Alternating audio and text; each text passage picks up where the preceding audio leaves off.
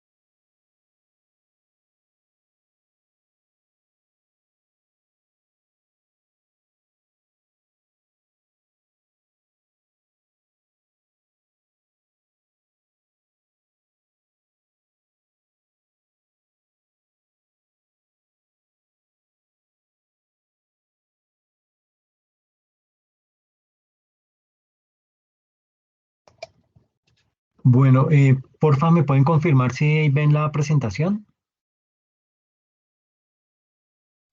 Sí, profe. Ok, muchas gracias. Entonces, ya en esta sesión vamos a hablar acerca de lo que es la fase de planeación, una fase que pues es bien importante desde todo punto de vista que se realice. Y digamos que tiene, ay, perdón, se me salió ahí, ya. Entonces, pues digamos que la fase que habíamos visto las sesiones anteriores era la de preplaneación. Esta ya es la fase de planeación, ¿ok? Que pues digamos que para el caso nuestro, en el caso práctico que estamos desarrollando, equivale a la segunda fase de una auditoría financiera que corresponde a esa denominada la planeación. En esta fase de planeación, digamos que se realizan varias actividades y esta etapa, obviamente, así como las otras etapas de la auditoría financiera, está regulada por la norma internacional de auditoría. La planeación puntualmente la rige o la regula la NIA 300. ¿Ok? Eso como para que lo tengan presente y puedan ver el video en Auditools sobre esa NIA. Digamos que como establece ese estándar internacional, eh, el ejercicio de la auditoría requiere básicamente que nosotros como profesionales, como futuros auditores, ejecutemos todo un proceso de planeación. ¿Y para qué nos sirve ese proceso de planeación?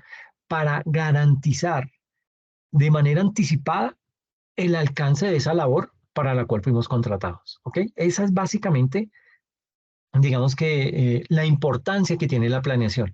Ahora, la firma comienza con un conocimiento del cliente. Nosotros como firma de auditores comenzamos conociendo el cliente, realizamos recorridos por las instalaciones físicas de la empresa. ¿Con qué objetivo se realizan esas instalaciones? Pues básicamente para poder comprender el negocio, ¿sí? Verlo, estar hablando con algunos de los operarios, con algunos de los funcionarios, todo eso nos nutre y poder conocer el personal clave de la organización. Eh, Luego de haber hecho un análisis del cliente mediante esas visitas, mediante esa recolección de información acerca de ese cliente, pues ahí sí procedemos a realizar lo que es la carta de compromiso de auditoría. Esa, digamos que es la manera de formalizar el contrato de la prestación del servicio en la cual la firma especifica la naturaleza y el alcance del trabajo, especificamos también la responsabilidad de nosotros como auditores, ¿sí? Especificamos lo que es la fecha de entrega del informe, entre otros aspectos. Ahorita vemos unos modelos para tener más claro el tema. En esta fase de planeación, también es importante recolectar información tanto externa como interna. Por ejemplo, los estatutos de la compañía, tenemos que pedirlos, tenemos que leerlos, ¿sí?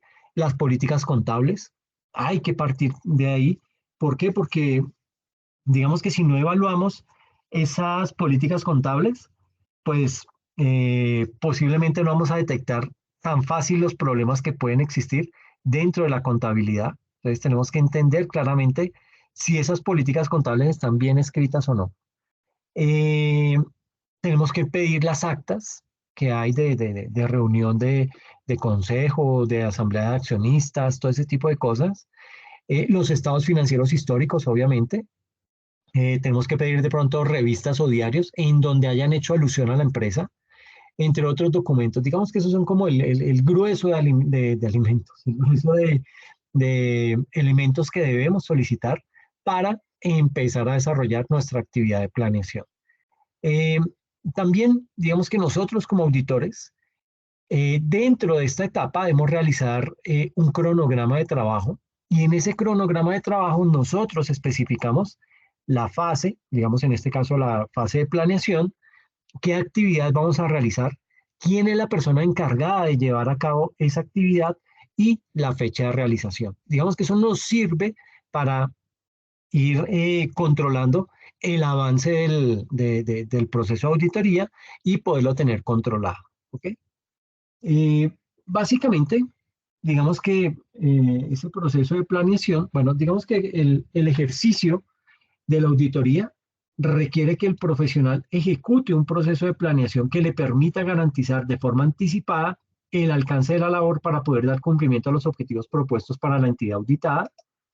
En segunda instancia, en la NIA 300, ahí podemos documentarnos frente a todo lo que tiene que ver con el proceso de planeación de la auditoría de estados financieros y se establecen los lineamientos de este proceso.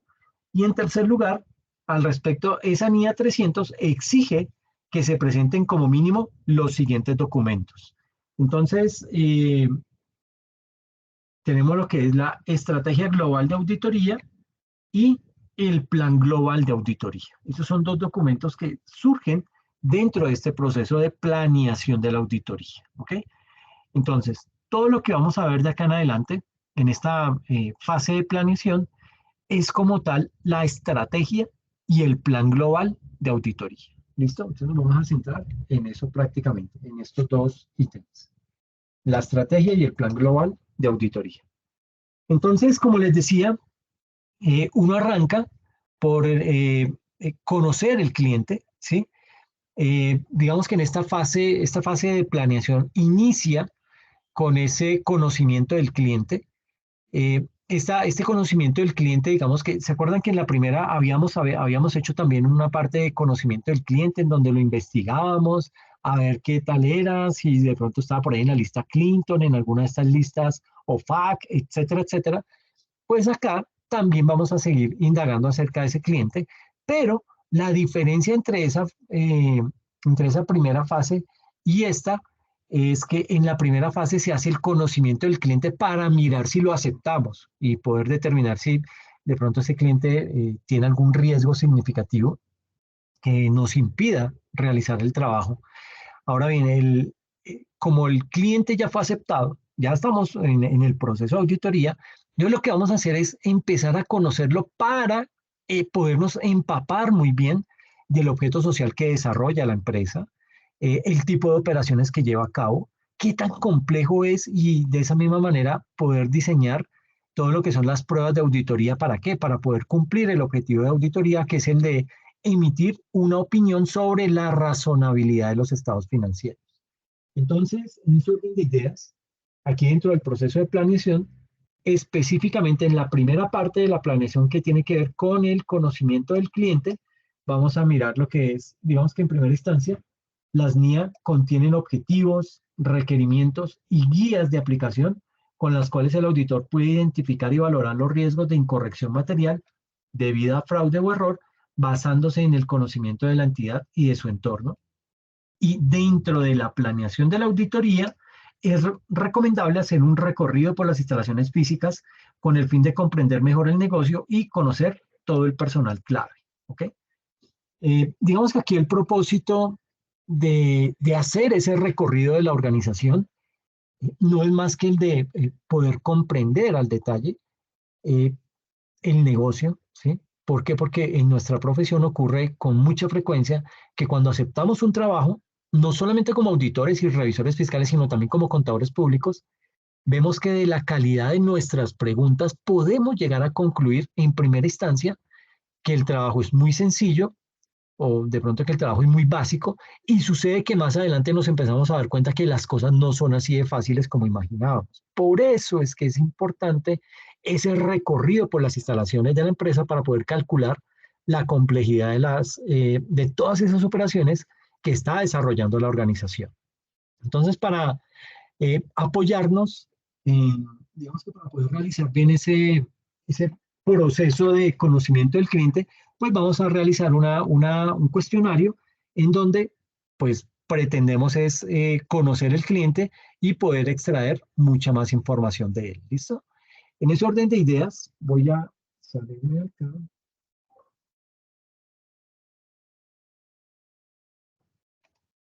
Entonces, básicamente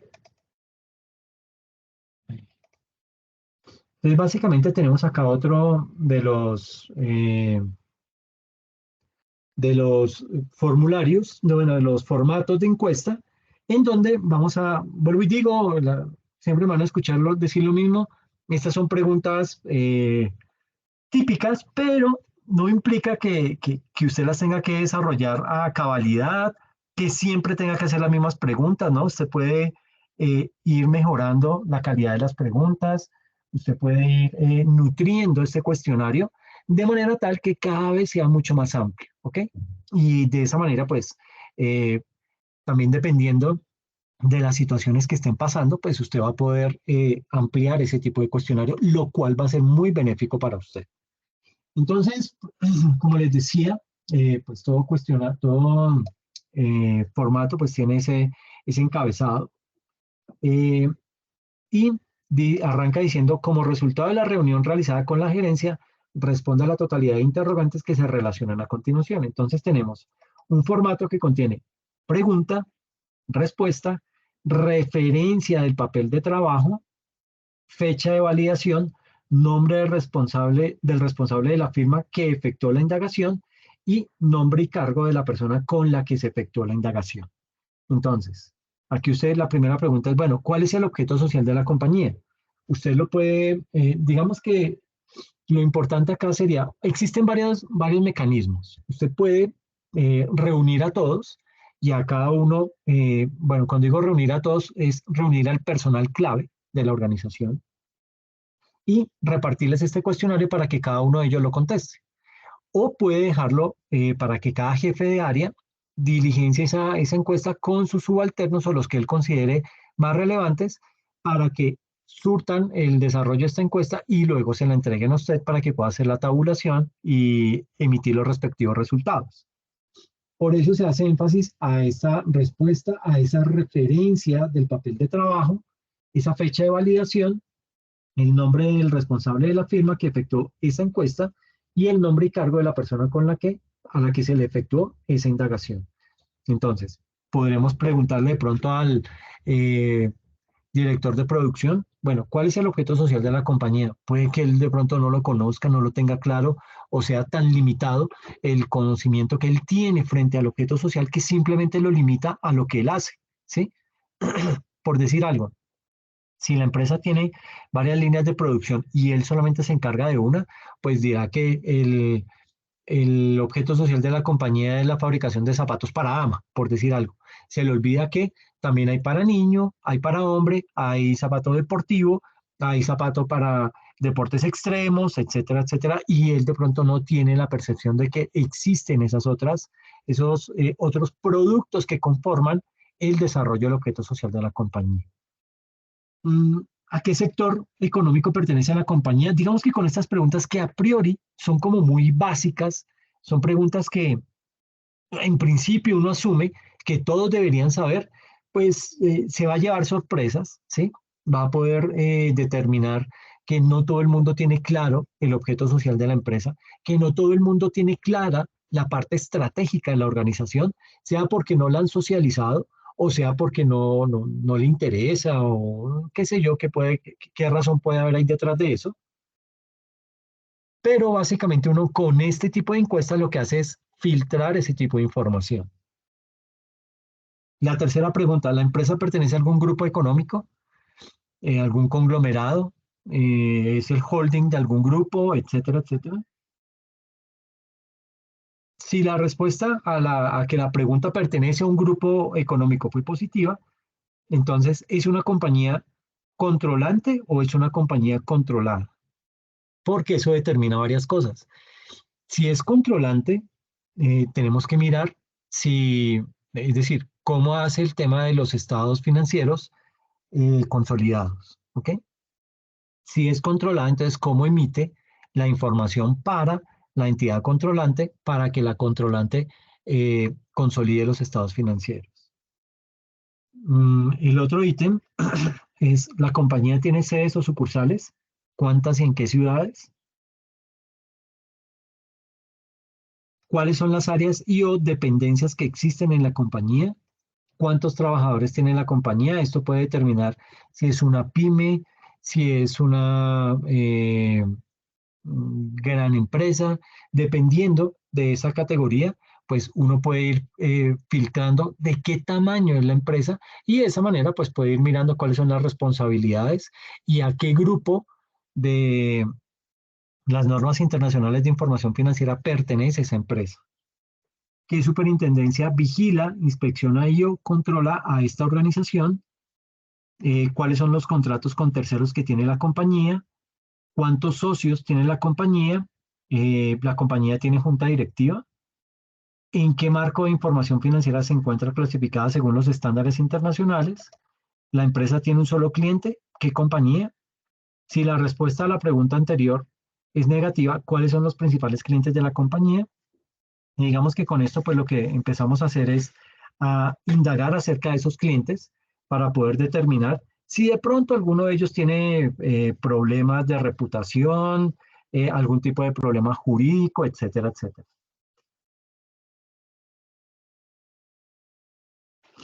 Eh, ¿Cuáles son los principales proveedores de la compañía? ¿Cuáles son los costos y gastos más representativos de la operatividad del negocio? ¿Cuál es el indicador de liquidez de la compañía según los estados financieros del último ejercicio contable? ¿Cuál es el indicador de rentabilidad de la compañía según los estados financieros del último ejercicio contable? Frente a esto de los indicadores, la próxima sesión vamos a hablar acerca de cómo se realiza un proceso de auditoría financiera partiendo de estos indicadores. ¿Ok? Va a ser bien interesante porque nos va a permitir, digamos que, facilitarnos el trabajo para enfocarnos en ciertas partidas contables puntualmente, que son las que nos afectan esos indicadores. Entonces, para que puedan asistir a esa sesión, ¿cuál es el indicador de endeudamiento de la compañía según los estados financieros? ¿Cuál es el indicador de capital? ¿La compañía tiene inversiones? ¿Qué tipo de inversiones? ¿Cuáles? ¿La compañía maneja inventarios? ¿La compañía efectúa importaciones? ¿Sí? ¿Y la compañía tiene inmuebles propios? ¿Cuáles? Aquí digamos que con el tema de los inmuebles es bien importante poder verificar contra escritura pública y ver que en realidad existe el bien inmueble, ¿sí? Poder mirar cómo está evaluado ese bien inmueble al interior de la organización y mirar si está discriminado, porque es que por lo general en muchas organizaciones se comete un error y es que cuando usted adquiere un bien inmueble, usted, digamos que el soporte de esa transacción es la escritura y en la escritura pública dice el terreno tiene no sé cuántos metros, y el área construida es tanto y no sé qué, dice más. Y entonces básicamente lo he visto, por eso lo traigo a colación, en muchas empresas contabilizan eh, edificaciones por el 100% de esa inversión y no tienen en cuenta que hay que distribuir un componente para el terreno y otra para la edificación. ¿Por qué? Porque si usted empieza a depreciar la edificación por el 100% del valor, cuando le llega un inspector tributario le va a decir, bueno, ¿y el terreno cuánto vale? ¿Por qué me está depreciando el terreno si los terrenos no se deprecian? Usted me está pagando menos impuestos porque está inflando su depreciación y entonces usted va a tener que corregir esa declaración o esas declaraciones, pagarme lo que es y fuera de eso asumir la sanción. Entonces se me agrandó el problema por un simple error de interpretación. ¿Ok? Entonces hay que tener presente eso. Eh, la compañía está calificada como gran contribuyente de impuestos nacionales. La compañía tiene deudas atrasadas por concepto de impuestos. Lo que siempre les he dicho, esto no es un pecado, pero si de pronto nos puede arrojar algún indicador, igual, ya aceptamos al cliente. Lo que sí tenemos que mirar es recomendar, hacer un plan de pagos, poder llegar a un acuerdo de pago con la DIAN, etcétera, etcétera, para evitar que esas sanciones sigan creciendo y que de pronto se compliquen a futuro. ¿La compañía actualmente tiene demandas o litigios en curso? Si la respuesta es afirmativa, ¿son a favor o en contra? ¿A qué corresponden? Entonces habrá que mirar con detenimiento. Eso debe estar el documento, deben tener un documento y en la contabilidad se encuentra en la provisión para poder determinar realmente si la empresa tiene algún tipo de litigio. La compañía está obligada a dar cumplimiento a algún sistema de prevención contra el lavado de activos y financiación del terrorismo. La empresa tiene debidamente licenciados los software. La empresa da cumplimiento a la normatividad aplicable al sector económico al que pertenece. Bueno, con la pregunta anterior, Usted de pronto estará diciendo, bueno, pero si esto es una auditoría financiera, ¿por qué tengo que evaluar si el software está licenciado? Porque si no está licenciado, el cliente está expuesto eh, a un riesgo potencial de sanciones que le puede salir muy caro. Entonces, pues digamos que dentro de esa función, pues vamos a mirar, y recuerden que también tenemos que evaluar el control interno. Esta parte del software licenciado, pues hace parte de ese control interno para poderlo evaluar. La empresa da cumplimiento a la normatividad aplicable al sector económico que pertenece. La contabilidad de la compañía es llevada por un outsourcing o por personal contratado directamente por la compañía, etcétera. Entonces, digamos que este cuestionario, pues no es nada del otro mundo, si se dan cuenta, son preguntas muy obvias en muchos aspectos, pero reitero, aquí faltan muchas preguntas, ¿ok? Para que ustedes los puedan ir complementando y de esa manera ir nutriendo este tipo de herramientas, ¿ok? ¿Claros hasta ahí?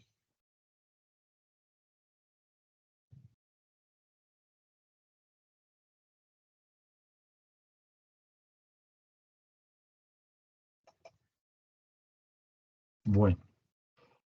Eh,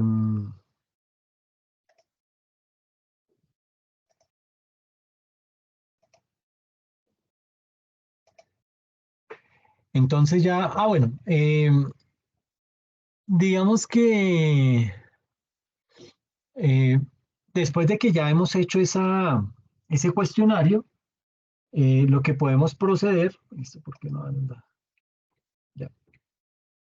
Entonces, después de haber hecho esos cuestionarios y haberlos tabulado y haber mirado los resultados que arrojaron esas encuestas, esos cuestionarios, digamos que ahí es bien importante entonces entrar a realizar lo que es la carta de compromiso de la auditoría, ya como auditores con ese cliente. Entonces ese viene siendo el segundo punto del proceso de planeación y sucede que en esta etapa de planeación, esta etapa también contempla la elaboración de esa carta de compromiso en la auditoría en donde vamos a dejar documentada la naturaleza y el alcance de la auditoría. ¿Por qué? Porque en muchas ocasiones el que nos contrata quiere que le hagamos más cosas, quiere que lo asesoremos en algún tipo de negocio, en algún tipo de transacción, por el simple hecho de estar desarrollando el proceso de auditoría. Entonces simplemente le sacamos la carta y le decimos, mire, eso no nos compete, no podemos hacer ese tipo de funciones porque para lo que fuimos contratados fue para esto, ¿ok? Entonces, partiendo de eso, digamos que antes de iniciar la prestación del servicio de auditoría, se debe formalizar el contrato de la prestación del servicio mediante una carta denominada carta de compromiso, en la cual la empresa de auditoría especifica, entre otros aspectos, la naturaleza y el alcance del trabajo, la responsabilidad del auditor y la fecha en que se entregará el informe de auditoría. ¿Ok? Entonces, todo queda estipulado dentro de esa carta de compromiso. Digamos que dentro de esa carta de compromiso de la auditoría, eso, esa carta se rige por la NIA 210, que habla específicamente acerca de lo que es el acuerdo de los términos del encargo de auditoría o lo que se conoce como la carta de compromiso de auditoría. Esa carta de compromiso de auditoría es un documento en el cual la empresa de auditoría se responsabiliza de cumplir con lo presentado en la propuesta técnica y una vez es aceptada, no se puede cambiar el compromiso establecido. Y en segundo aspecto, ¿cuál es el objetivo de esta carta de compromiso? Evitar malos entendidos entre la empresa de auditoría y el cliente, dejando en claro la responsabilidad de las partes involucradas, la legislación aplicada, el reglamento, las directivas e instructivos a utilizar en el momento de efectuar la auditoría. ¿Ok? Eso es básicamente el alcance que tiene esa carta de compromiso.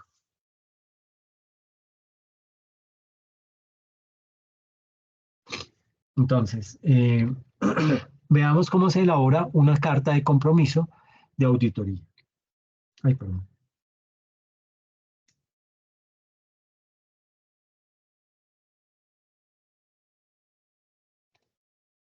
Entonces, básicamente, tenemos acá este modelo de carta. Dice carta de compromiso de auditoría, norma internacional de auditoría, la 210, y básicamente el título que son los acuerdos de los términos del encargo de auditoría. Tiene una fecha, a quién va dirigida, ¿sí? Y se especifica entonces, apreciados señores, con la presente confirmamos nuestro acuerdo sobre lo convenido para llevar a cabo el examen de los estados financieros de la compañía universitaria virtual SAS, correspondiente al año terminado en diciembre 31 del 2021, con el fin de expresar nuestra opinión profesional sobre si se presentan de acuerdo con las normas contables vigentes. ¿Ok? Aquí se habla acerca de lo que es la identificación del tipo de examen a realizar, que es básicamente indagar acerca de si el tema de la contabilidad se está desarrollando de acuerdo a los estándares internacionales. Eh, Más abajo se indica que nuestra opinión se basará en el examen que realizaremos de sus libros y registros que sirvan de respaldo a los estados financieros, inspección de ciertos activos, revisión del sistema contable, correspondencia con diversas personas y compañías con las que se mantienen negocios y declaraciones de sus empleados y funcionarios. ¿Okay? No revisaremos por completo y en detalle sus actividades, sino que haremos pruebas selectivas y el alcance de dichas pruebas dependerá en gran parte de la evaluación que hagamos de su sistema de control interno. Nuestro examen se llevará a cabo de acuerdo con las NIA. Dice también que la responsabilidad primaria por mantener los registros contables adecuados y un sistema efectivo de control interno, así como la preparación correcta de los estados financieros, recae sobre los funcionarios de la compañía, que el propósito de nuestro trabajo es profundizar las operaciones y los resultados de las cifras para emitir una opinión sobre la presentación de los estados financieros y no la de detectar desfalcos, fraudes o irregularidades, que puede que los detectemos, pero ese no es el objetivo inicial. Por supuesto, estaremos atentos a cualquier indicio de estas irregularidades e inmediatamente las haremos conocer para los correctivos correspondientes.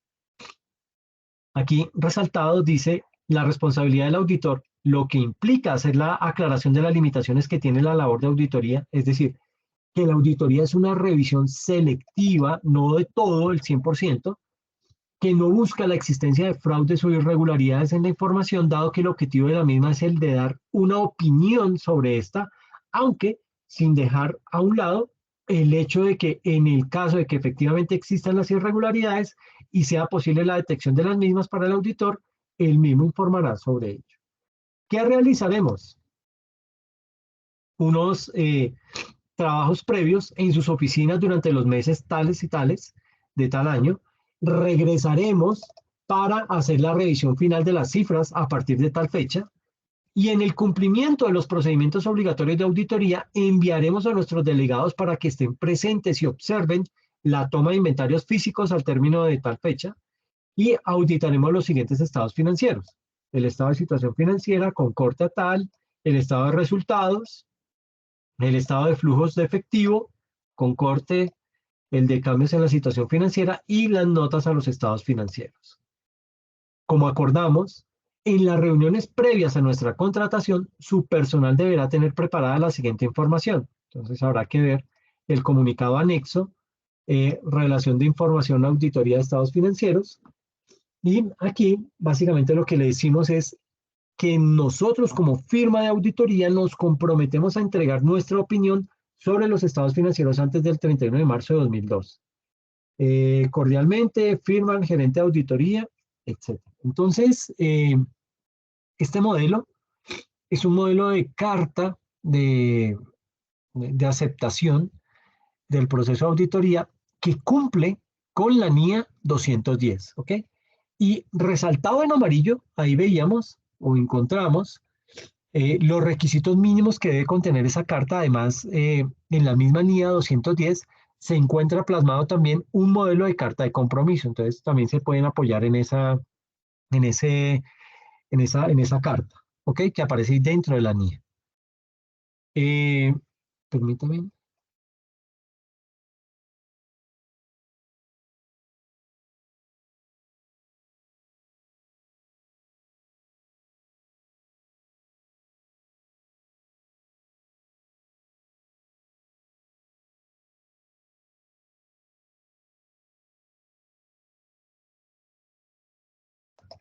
Listo. Entonces, básicamente, y me devuelvo a mi PowerPoint.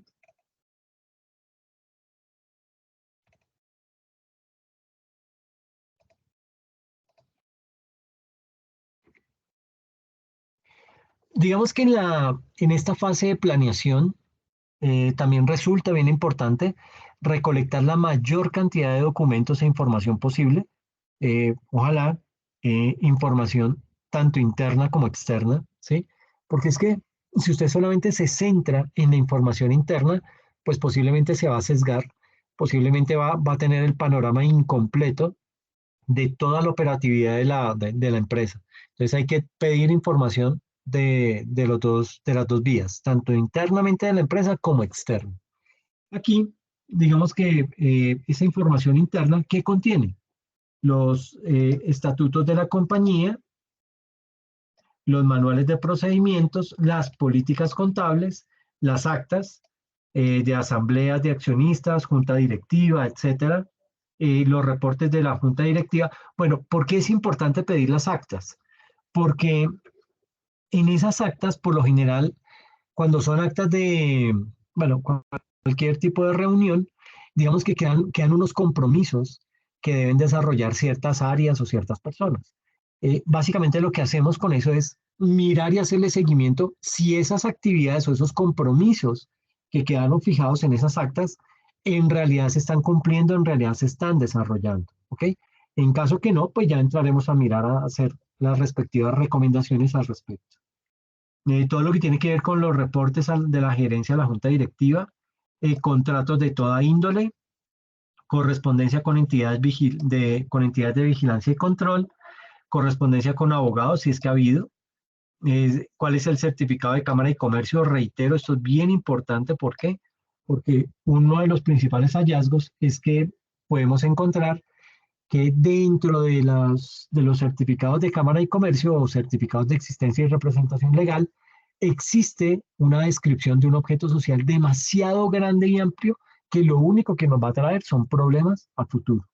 Entonces, habrá que expresarnos frente a ese certificado, eh, cuáles son los estados financieros históricos y de pronto la página web de la compañía. Puede que pida más, esto es como lo básico que se pide, pero digamos que puede haber más información. Y desde el punto de vista externo, habrá que pedir revistas y diarios, ¿sí? En donde se haga mención a la organización o de pronto algún escándalo o algún premio que obtuvo. Eh, Habrá que realizar búsquedas en la web y búsquedas en bases de datos con el objetivo de indagar si de pronto encontramos algo de información que sea referente a la organización.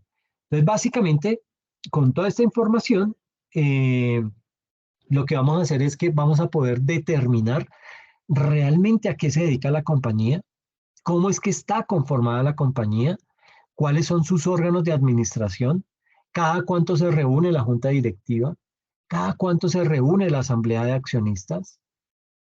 Todo ese tipo de información la podemos extraer con base en ese tipo de documentación que hemos pedido. Y además, esa información resulta ser importante y relevante para nosotros poder determinar el trabajo que vamos a realizar. Hay que leer, ¿sí? Hay que analizar y sobre todo hay que cuestionar todas las políticas contables para poder determinar si esas políticas contables cumplen con las normas internacionales de información financiera. ¿Ok? Luego de eso viene el cronograma de trabajo de esa auditoría financiera que vamos a desarrollar. Entonces, digamos que aquí, dentro de esta fase de la auditoría, pues vamos a realizar un cronograma de trabajo para tener claramente definidas las actividades que vamos a realizar, quiénes son los responsables de cada actividad y cuáles son los tiempos en los cuales se deben desarrollar esas actividades. Si no tenemos un cronograma de estos, pues va a ser muy difícil saber qué actividad nos falta por cumplir, qué actividad ya hemos desarrollado para no volverla a desarrollar. En fin, todo eso como para tener básicamente controlado ese tipo de actividades. Y ese cronograma es importante, ¿por qué? Porque se convierte en una herramienta efectiva para realizar el seguimiento de actividades. Aquí en la diapositiva tenemos un cronograma sugerido en el cual pues aparecen unas fases y dentro de cada fase aparecen las actividades que vamos a desarrollar. Entonces, por ejemplo, aquí tenemos la primera fase, la de preplaneación. ¿Qué actividad vamos a desarrollar?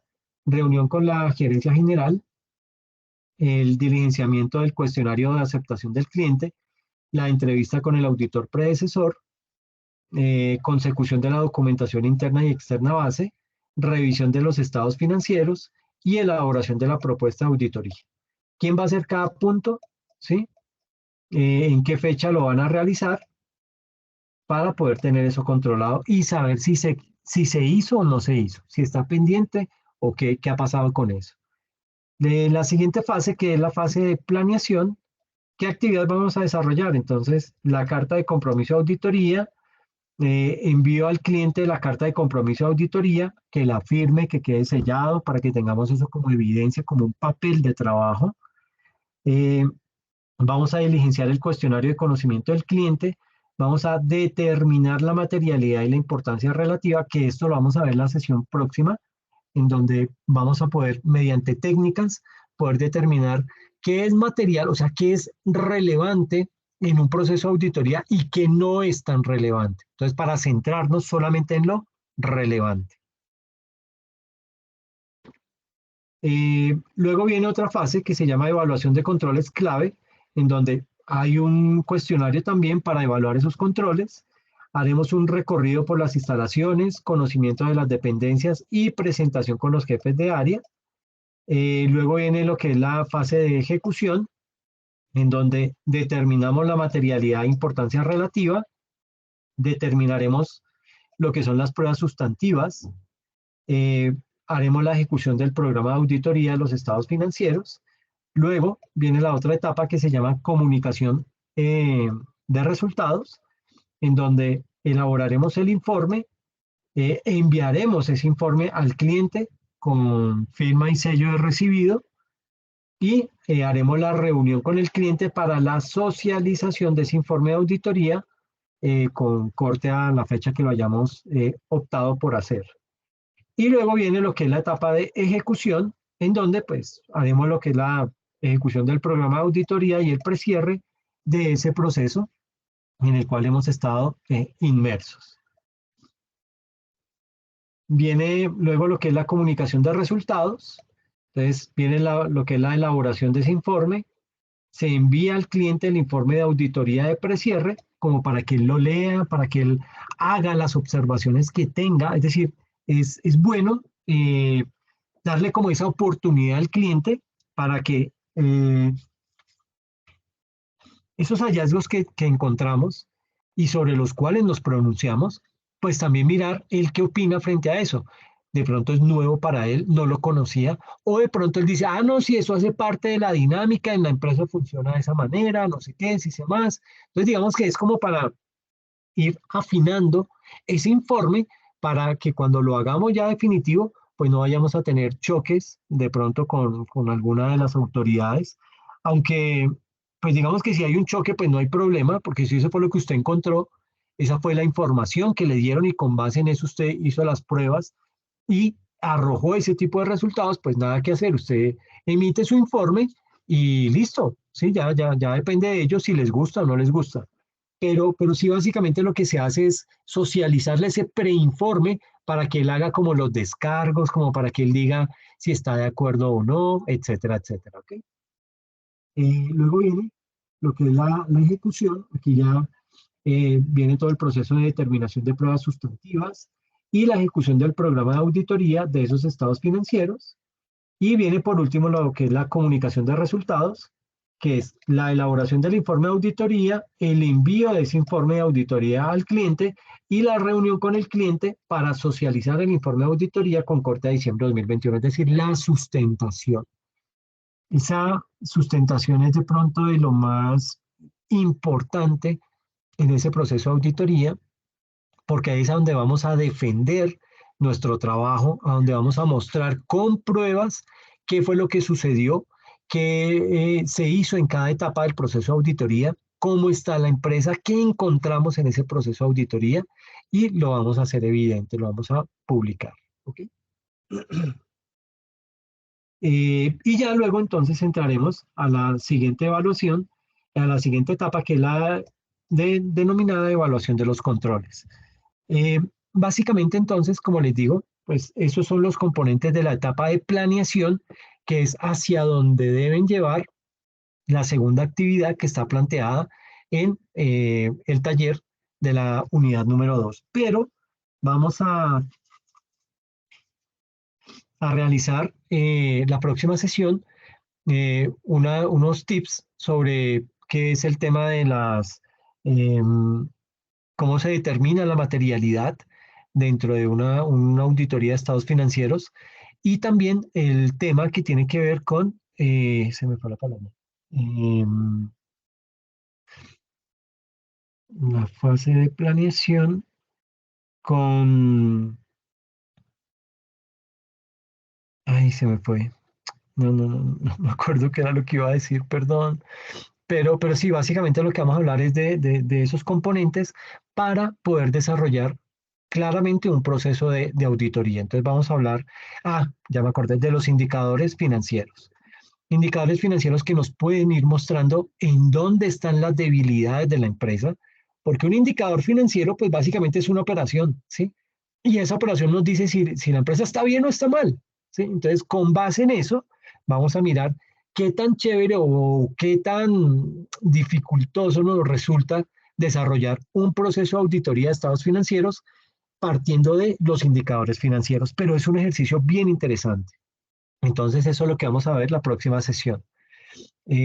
Por ahora yo creo que dejemos acá porque no me siento muy bien, pero no sé si tienen de pronto alguna inquietud, alguna duda al respecto frente a la actividad, frente al examen.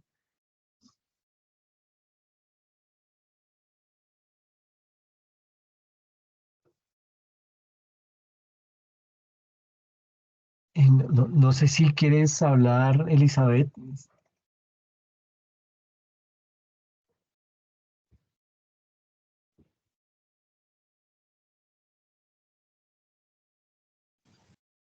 Por mi parte no hay preguntas, profe. Ok, Carolina, ok, no hay ningún problema entonces. Entonces, listo, pues dejémoslo hasta acá y la próxima sesión le metemos más tema a este proceso de planeación para luego arrancar con el desarrollo de la auditoría y la presentación del informe. ¿Listo? Les agradezco mucho la asistencia.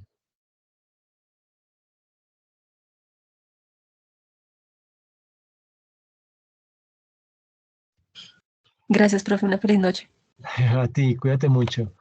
Ay, Elizabeth, lo siento, en verdad, pero si quieres escribir ahí por el chat, no hay ningún problema.